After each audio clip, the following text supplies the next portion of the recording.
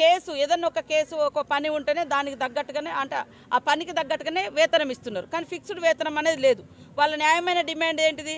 ఈరోజు పెరిగినటువంటి ధరలు కానీ, ఇంటి అద్దెలు కానీ, నిత్యావసర వస్తువులు కానీ, కనీసం ఇల్లు గడవడానికి కానీ కనీసం 25,000 30,000 లేకుంటే ఏ కుటుంబం బతకలేని పరిస్థితి ఉంది.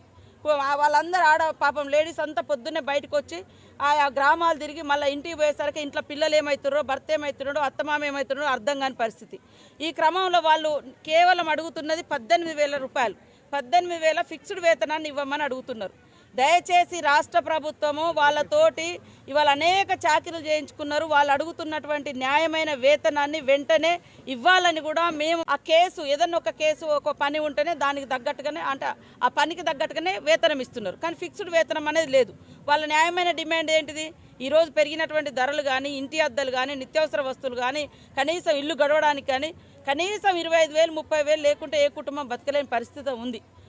వాళ్ళందరూ పాపం లేడీస్ అంతా పొద్దున్నే బయటకు వచ్చి ఆ గ్రామాలు తిరిగి మళ్ళీ ఇంటికి పోయేసరికి ఇంట్లో పిల్లలు ఏమవుతున్నారో, భర్త ఏమవుతున్నాడో, అత్తమామ ఏమవుతున్నాడో అర్థం కాని పరిస్థితి. ఈ క్రమంలో వాళ్ళు కేవలం అడుగుతున్నది 18,000 రూపాయలు. 18,000 ఫిక్స్డ్ వేతనాన్ని ఇవ్వమని అడుగుతున్నారు. దయచేసి రాష్ట్ర ప్రభుత్వము వాళ్ళతోటి ఇవాళ అనేక చాకరీలు చేయించుకున్నారు. వాళ్ళు అడుగుతున్నటువంటి న్యాయమైన వేతనాన్ని వెంటనే ఇవ్వాలని కూడా మేము అసలైన తొలి వెలుగు.